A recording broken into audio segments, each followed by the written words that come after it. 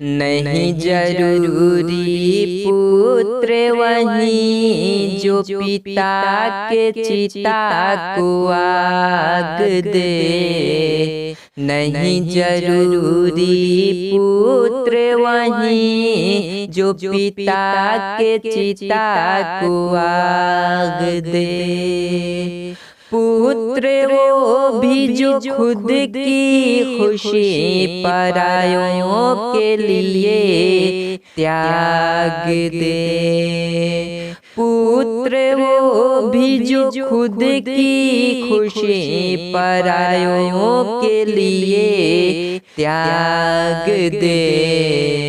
नहीं जरूरी पुत्र वही जो पिता के चिता को आग दे। नहीं जरूरी पुत्र वही जो पिता के चिता को आग दे। नमस्कार दोस्तों, मैं अखिलेश कुमार अपने YouTube चैनल भोजपुरी पढ़ाई में आपका तहे दिल से स्वागत करता हूं।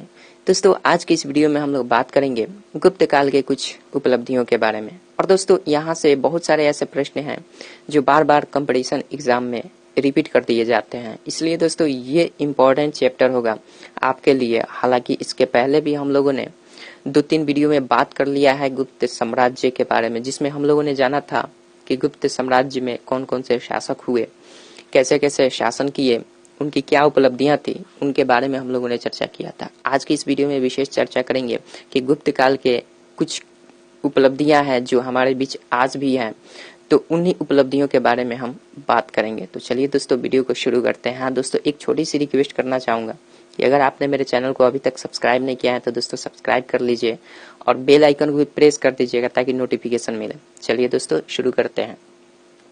देखिए दोस्तों, अभी भी हमारे बीच गुप्त कालीन कुछ मंदिर हैं जो ये प्रमाण देते हैं कि गुप्त काल के वो मंदिर हैं। जैसे कि अगर हम बात करें मंदिर में, तो भूमरा जो कि मध्य प्रदेश में पड़ता है, ये मंदिर शिव मंदिर है और ये गुप्त कालीन मंदिर है, ऐसा प्रमाण मिलता है। वहीं तिगवा का देखें तो तिगवा भी मध्य प्रदेश में पड़ता है और तिगवा का ये मध्य प्रदेश का मंदिर जो कि विष्णु मंदिर है, ये भी गुप्त कालीन ही मंदिर बताया जाता है। वहीं खोह, ये भी मध्य प्रदेश में है और खोह में जो शिव मंदिर है वो भी गुप्त कालीन मंदिर है। तो दोस्तों, ये सारे जितने भी मंदिर हैं ये गुप्त कालीन मंदिर है, इसलिए ये प्रमाण के रूप में हमारे बीच अभी भी अवेलेबल है। नैना कुठार मध्य प्रदेश, नैना कुठार भी मध्य प्रदेश में है और यहाँ पे एक पार्वती का मंदिर है, माता पार्वती का मंदिर है जो कि गुप्त कालीन ही बताया जाता है। उसके बाद देवगढ़ उत्तर प्रदेश, देवगढ़ जो कि उत्तर प्रदेश में है और ललितपुर जिला में पड़ता है। यहाँ दशावतार मंदिर है जिससे ये बताया जाता है कि ये भी मंदिर गुप्तकालीन ही मंदिर है। तो दोस्तों, गुप्त काल के आज भी हमारे बीच कुछ प्रमाण हैं जो हम इतिहासकारों का ये दिया हुआ है और इतिहासकारों का ये बताया जाता है कि ये मंदिर गुप्तकालीन ही मंदिर है, जिससे ये प्रमाण होता है कि गुप्त काल के साम्राज्य में गुप्त काल के शासकों ने बहुत ही अपनी प्रगति कर ली थी, बहुत ही उन्नति कर ली थी। इसलिए गुप्त काल के जितने भी प्रमाण मिलते हैं ये सीधे सीधे हमें इंडिकेशन करते हैं कि कहीं ना कहीं गुप्त साम्राज्य का विस्तार और कला संस्कृति ये सब बहुत ही विकसित हुई थी। इसलिए आज भी हमारे प्रमाण के रूप में गुप्त काल के वो सारी मंदिर, मस्जिद या फिर अन्य धरोहर चीजें हमारे बीच उपलब्ध हैं। इसलिए दोस्तों, गुप्त काल बहुत ही इम्पोर्टेंट, महत्वपूर्ण स्थान रखता है हमारे भारतीय इतिहास में। आगे देखे बात करें दोस्तों, तो गुप्तकालीन अधिकारी। अगर गुप्त काल के समय के अधिकारियों की बात करें दोस्तों, तो गुप्त काल के समय के अधिकारी में आ रहे हैं नगर श्रेष्ठी। पहले नगर श्रेष्ठी होते थे, गुप्त काल में नगर श्रेष्ठी होते थे। और नगर श्रेष्ठी कौन होता था? जो नगर का मुखिया होता था, जो नगर का मुखिया होता था वो नगर श्रेष्ठी कहलाता था। वहीं प्रथम कुली की बात करें तो जो मुख्य शिल्पी होता था ना, जो मुख्य शिल्पी होता था वो प्रथम कुलिक होता था। जो मुख्य शिल्पी होता था वो प्रथम कुलिक कहलाता था। और सार्थवा कौन होता था? जो व्यापारियों के समिति का मुखिया होता था वो सार्थवा कहलाता था। कौन? जो व्यापारियों के समिति का मुखिया होता था वो सार्थवाह कहलाता था। वहीं पुस्तपाल की बात करें तो पुस्तपाल वो होता था जो राजकीय कागजातों को संभाल कर रखता था, जो सरकारी कागजातों को संभाल कर रखता था वो होता था पुस्तपाल। वहीं प्रथम कायस्थ की बात करें तो प्रथम कायस्थ जो मुख्य लिपिक होता था वो प्रथम कायस्थ कहलाता था। जो मुख्य लिपिक होता था वो प्रथम कायस्थ होता था। इस तरह से दोस्तों इन तमाम चीजों को देखते हुए, इन सारे उपलब्धियों के कारण हमारे भारतीय इतिहास में इस युग को स्वर्ण युग के नाम से जाना जाता है। इस युग को किस नाम से जाना जाता है? स्वर्ण युग के नाम से जाना जाता है। ये प्रश्न बहुत ही इंपॉर्टेंट है दोस्तों। तो यहाँ से आपको ये प्रश्न हमेशा दोहराया जाता है, हमेशा पूछा जाता है कई कंपटीशन एग्जाम में। इसलिए दोस्तों आपको ध्यान रखना है कि भारतीय इतिहास का स्वर्ण युग किसे कहा जाता है। तो भारतीय इतिहास का स्वर्ण युग जो कहा जाता है गुप्तकालीन समय के काल को कहा जाता है, मतलब गुप्तों के समय के काल को स्वर्ण युग कहा जाता है। तो दोस्तों ये स्वर्ण युग क्यों कहा जाता है, ये भी प्रश्न बनता है। स्वर्ण युग कहे जाने का कारण क्या है? दोस्तों इन सारे तमाम जो धरोहर हमारे बीच आज भी उपलब्ध है, इन्हीं सारी उपलब्धियों के वजह से गुप्त काल को क्या कहा जाता है? स्वर्ण युग कहा जाता है। ठीक है दोस्तों, आगे बढ़ते हैं। देखिए दोस्तों अब एक चीज और है कि गुप्त काल में अगर बात करें सिक्कों की, तो गुप्त काल में अधिकांशतः सिक्के जो चले, गुप्त काल में अधिकांशतः जो सिक्के चले वो दोस्तों सोने के सिक्के चले, वो सोने के सिक्के चले। और अब हम बात करें, 3 प्रश्न ऐसे हैं जो बहुत ही कंफ्यूजन पैदा करते हैं दोस्तों, ये ध्यान में रखिएगा। 3 प्रश्न ऐसे हैं बहुत कंफ्यूजन पैदा करते हैं। सबसे पहला प्रश्न ये है कि सबसे पहले सोने के सिक्कों को किसने चलवाया, किसने जारी किया। दूसरी बात कि सबसे पहले शुद्ध सोने को किसने चलवाया, शुद्ध सोने के सिक्कों को किसने जारी किया। तीसरी बात कि सबसे अधिक सोने के सिक्कों को किसने जारी किया। तो पहला का आंसर होगा कि सबसे पहले किसी ने अगर सोने के सिक्के जारी किए वो हिंद यूनानी थे। कौन थे? हिंद यूनानी थे। और दूसरी बात कि सबसे पहले जो शुद्ध सोने के सिक्के चलवाए वो थे कुषाण। कौन थे? कुषाण। और कुषाणों में कौन थे? पहला तो कुषाणों का संस्थापक जो था कुजुल कडफिसेस था, लेकिन उसने नहीं चलवाया, उसने तो तांबे के सिक्के चलवाए ना। उसके बाद जो शासक है कुजुल कडफिसेस के बाद विम कडफिसेस, उसने सबसे अधिक सोने के सिक्के चलवाए, सबसे अधिक नहीं, सबसे शुद्ध सोने के सिक्के चलवाए। तो इसलिए दोस्तों जो दूसरे नाम आता है, दूसरे प्रश्न बनता है कि सबसे शुद्ध सोने के सिक्के किसने चलवाए, तो वो कुषाणों ने चलवाए। और सबसे पहले सोने के सिक्के किसने चलवाए? हिंद यूनानियों ने चलवाए। और सबसे अधिक सोने के सिक्के किसने चलवाए? तो सबसे अधिक सोने के सिक्के जो चलवाए वो थे गुप्त, जो आज इस वीडियो में हम लोग पढ़ रहे हैं। तो ये 3 प्रश्न बहुत ही कंफ्यूजन पैदा करते हैं दोस्तों, आप इसे याद कर लीजिएगा। चलिए देख लेते हैं उस प्रश्न को। आप देख रहे होंगे कि सबसे पहले सोने के सिक्के जो चलवाए वो हिंद यूनानी चलवाए, और सबसे पहले शुद्ध सोने के सिक्के जो चलवाए वो कुषाणों ने चलवाया। सबसे अधिक सोने के सिक्के जो इसने चलवाया वो गुप्तों ने चलवाया, गुप्त शासकों ने चलाया, जारी किया। तो दोस्तों ये 3 प्रश्नों पर आपको बिल्कुल कमांड कर लेना है, कंफ्यूजन नहीं होना चाहिए। तो दोस्तों मैं उम्मीद करता हूं कि ये आप 3 प्रश्न बिल्कुल आप कंठस्थ कर लेंगे। चलिए आगे बढ़ते हैं, कुछ गुप्त साम्राज्य के और उपलब्धियों के बारे में जानते हैं। तो दोस्तों आपने नाम सुना होगा आर्यभट्ट का, आर्यभट्ट का आपने नाम सुना होगा। और आर्यभट्ट कौन थे? आर्यभट्ट कौन थे? तो दोस्तों आर्यभट्ट एक बहुत ही प्रसिद्ध ज्योतिषी कह लीजिए, गणितज्ञ कह लीजिए, ये थे। और ये जो थे आर्यभट्ट गुप्त काल के ही प्रसिद्ध गणितज्ञ और ज्योतिषी हुआ करते थे। तो दोस्तों गुप्त काल में जितने भी विद्वान हुए, जितने भी उपलब्धियां हुई, अधिकांशतः गुप्त काल से ही हमारे मिलती है। इसलिए गुप्त काल को स्वर्ण युग के नाम से जाना जाता है, स्वर्ण युग के काल से जाना जाता है। तो देखिए अब आर्यभट्ट ने एक रचना की, एक पुस्तक की रचना की जिसका नाम है आर्यभट्टियम। आर्यभट्टियम है, और आर्यभट्टियम में क्या बताया गया है उनके द्वारा, आर्यभट्टियम में क्या बताया गया है कि उनके द्वारा आर्यभट्टियम में वर्णन मिलता है हमारा किसका? उनके द्वारा आर्यभट्टियम नाम के पुस्तक में मिलता है अंक गणित, रेखा गणित और बीज गणित। अंक गणित, रेखा गणित और बीज गणित का ये विवेचना मिलता है तो ये जितनी भी विवेचनाएं मिलती हैं, ये जो जिस पुस्तक की रचना आर्यभट्ट ने की, ये आर्यभट्ट तो गुप्त काल के ही थे और गुप्त उसी वक्त इसमें आर्यभट्टियम की नाम की पुस्तक की रचना की, जो आज भी हम अंक गणित, रेखा गणित और बीज गणित पढ़ते हैं। तो दोस्तों ये गुप्त काल की ही उपलब्धियां हैं जो आज हम लोग इसे अपने व्यवहार में लाए हुए हैं। तो इसलिए दोस्तों आर्यभट्ट ने ये भी बताया था कि पृथ्वी जो है वो अपने धुरी पर घूमती है, पृथ्वी जो है वो अपनी धुरी पर घूमती है। तो आर्यभट्ट की भी उपलब्धियां थी, गुप्त काल से ही संबंधित हैं, जो आज भी हमारे बीच में है। ठीक है दोस्तों, तो उसके बाद अगर बात करें तो वराह, मिहिर, प्रद्युम्न, उदयनंदिन और लाट, ये 4 नाम आते हैं दोस्तों। इन्होंने क्या किया था कि आर्यभट्ट के जितने भी आगामी कार्यक्रम थे उन सारे का जो रिजल्ट दिया, इन सारे वराह, मिहिर, प्रद्युम्न, उदयनंदिन और लाट ने किया।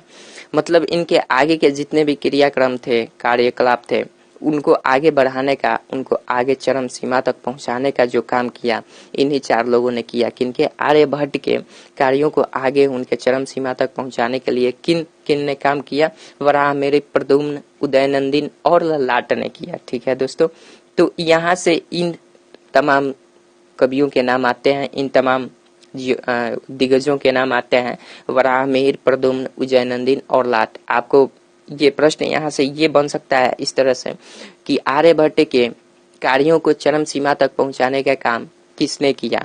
अगर इन 4 में से कोई ऑप्शन में नाम दे सकता है, जैसे कि एक वराह, मिहिर का नाम दे देगा और 3 अदर नाम दे देगा, तो आपको वराह, मिहिर पर ही ऑप्शन पर टिक करना है। तो इसलिए दोस्तों यहाँ से ये 4 नाम, इन 4 दिग्गजों का नाम आपको याद रखना है, वराह, मिहिर, उदयनंदिन, लाट और उसके बाद प्रद्युम्न।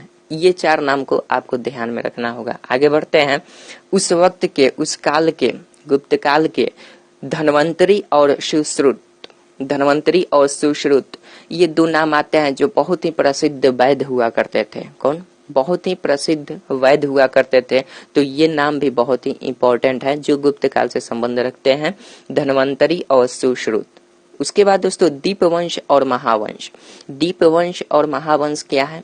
तो दीपवंश और महावंश ये बौद्ध साहित्य हैं जो गुप्त काल में ही रचना की गई थी इनकी। किसकी?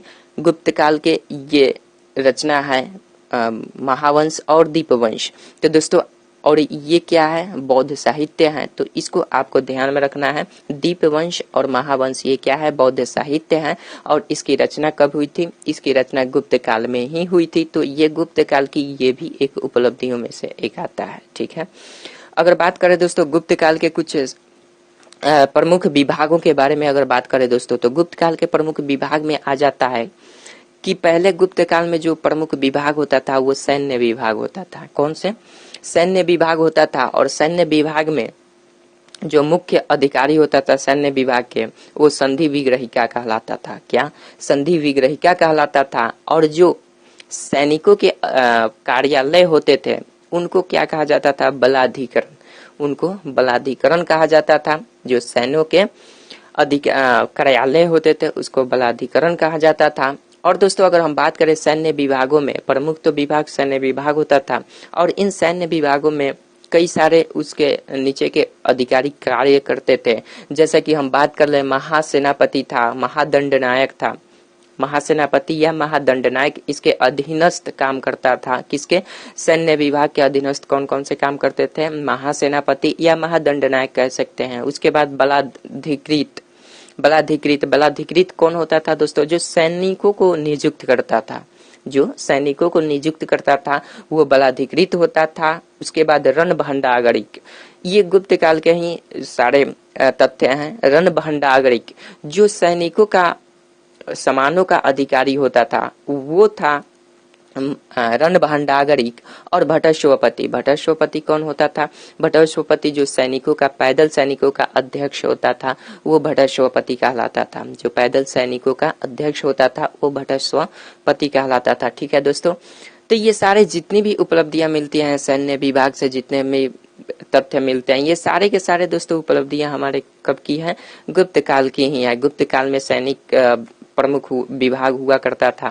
तो इस तरह से ये सारे गुप्त काल के उपलब्धियां हैं, तो आपको इसे ध्यान में रखना होगा। कई सारे यहाँ से प्रश्न भी बनते हैं, आपको इसे सॉल्व करना होगा। चलिए आगे बढ़ते हैं, आगे देख लेते हैं दोस्तों कुछ गुप्त काल के ही रचना है जो हमारे विद्वानों ने किया है और वो आज भी हमारे बीच उपलब्ध है। इसलिए दोस्तों ये जितनी भी उपलब्धियां हैं, सारी उपलब्धियों के वजह से ही इस काल को क्या कहा जाता है, हमारे भारतीय इतिहास का स्वर्ण युग कहा जाता है। ठीक है, चलिए बात करते हैं आर्यभट्ट की। तो आर्यभट्ट ने किसकी रचना की है? आर्यभट्ट ने आर्यभट्टियम नाम के पुस्तक की रचना की है, जिसमें हमें क्या मिलता है, जिसमें हमें रेखा गणित, बीज गणित और अंक गणित का वर्णन मिलता है। ठीक है, उसके बाद वराहमिहिर की बात करें तो वराहमिहिर ने क्या किया?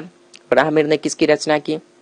वराहमिहिर ने वृत्त संहिता की रचना की। और दोस्तों वृत्त संहिता की रचना ये भी जो हुई, ये गुप्त काल की ही रचना है। तो इसलिए आपको ये जितने भी नाम मिलते हैं, जितने भी लेखकों के नाम मिलते हैं या हमारे प्रसिद्ध विद्वानों के नाम मिलते हैं, सारे के सारे गुप्त काल के ही विद्वान हैं। इनकी सारी रचना जो है गुप्त काल की है, इसलिए ये इम्पोर्टेंट महत्वपूर्ण स्थान रखता है हमारे इतिहास में।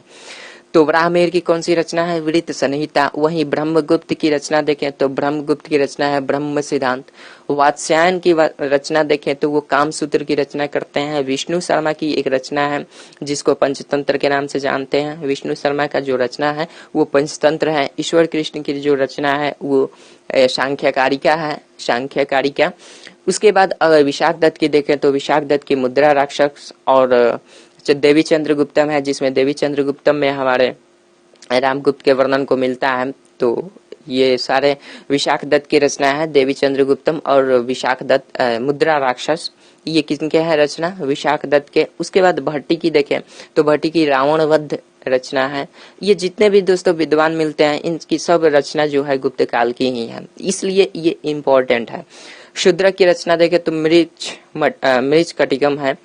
तो ये जितने भी मैंने रचना लिखा है दोस्तों, आपको इसको याद कर लेना है, बिल्कुल याद कर लेना है, क्योंकि यहाँ से प्रश्न पूछा जा सकता है। बताइए कि विष्णु शर्मा के जो रचना है पंचतंत्र, ये किस काल में रचना की गई है? विष्णु शर्मा द्वारा ये किस काल में रचना की गई है?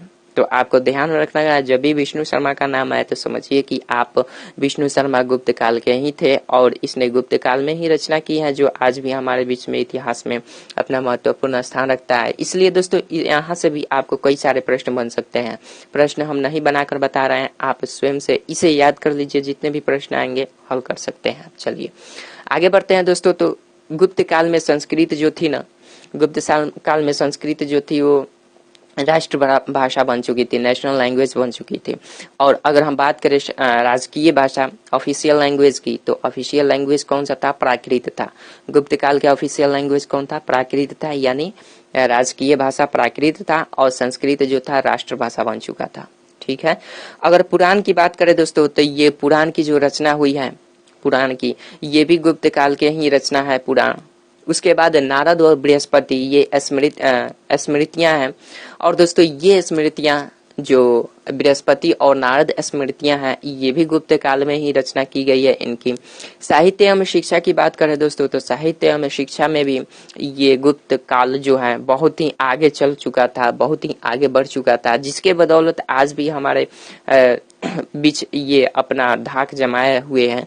इसलिए साहित्य और शिक्षा की बात करें तो गुप्त काल में ही साहित्य और शिक्षा की बात करें तो दोस्तों नालंदा विश्वविद्यालय गुप्त काल के ही हैं। इसलिए यहाँ देखा जा सकता है कि नालंदा विश्वविद्यालय जो था वो शिक्षा का ही केंद्र हुआ करता था।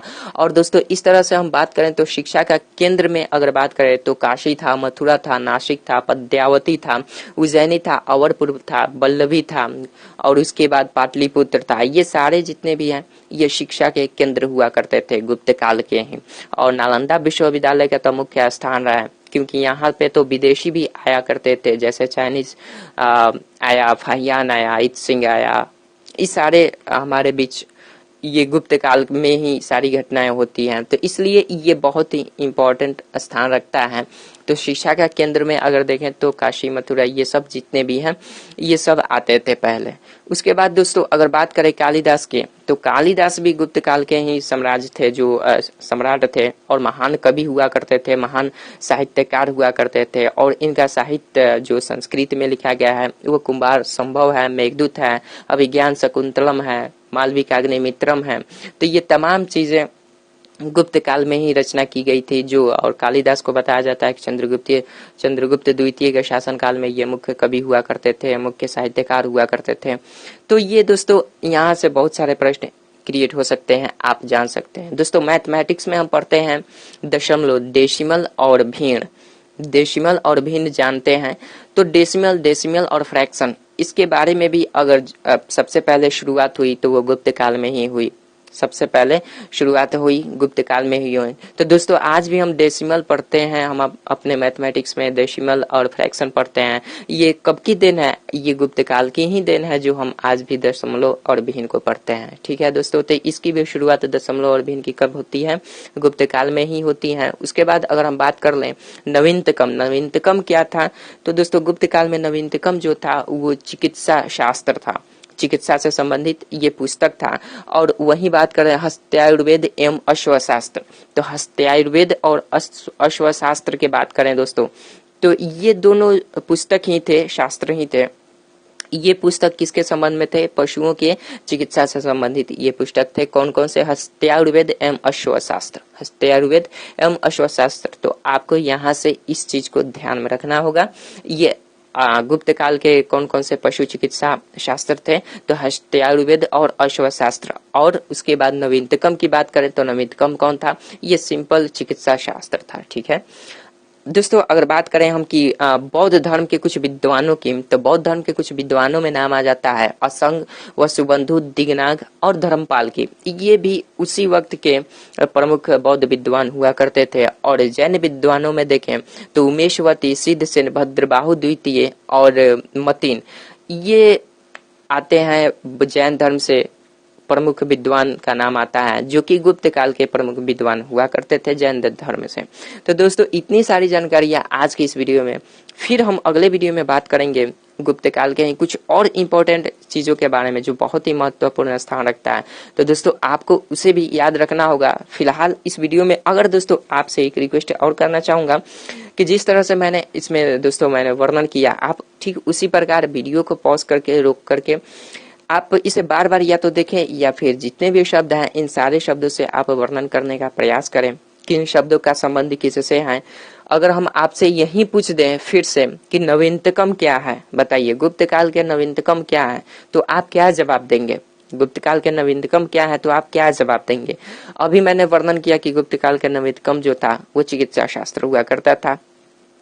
तो अगर आपको याद रहेगा तभी तो कर सकते हैं, अगर नहीं याद होता है तो दोस्तों वीडियो को पॉज करके 2-3 बार भगा कर जरूर देखें, आपको हर चीज क्लियर हो जाएगा। और मैं उम्मीद करता हूं कि आपको एक और चीज है दोस्तों, ये जो प्रश्न है ना, सबसे पहले सोने के सिक्के किसने जारी किए, सबसे पहले शुद्ध सोने के सिक्के किसने जारी किए, सबसे अधिक सोने के सिक्के किसने जारी किए, ये 3 प्रश्न बहुत ही कंफ्यूजन पैदा करते हैं। इसलिए दोस्तों आपको इसे ध्यान में रखना होगा। और मैं उम्मीद करता हूं कि आज के बाद इस प्रश्न से कभी आप कंफ्यूज नहीं होंगे और आप बिल्कुल करेक्ट आंसर देंगे इसके। तो दोस्तों आज की इस वीडियो में बस इतना ही। आपसे रिक्वेस्ट है कि अगर वीडियो किसी भी तरह प्रभावित किया हो आपको, या फिर आज जितनी भी जानकारियां मैंने दिया आपको अगर प्रभावित करता है, तो दोस्तों आप अपने दोस्तों में इस वीडियो को शेयर करें। आपसे यही अनुरोध है। और अभी तक चैनल को सब्सक्राइब नहीं किए हैं तो दोस्तों सब्सक्राइब भी कर दें और बेल आइकन को भी जरूर दबा दीजिएगा। चलिए दोस्तों वीडियो को अंत तक देखने के लिए आपका बहुत बहुत धन्यवाद। Thank you.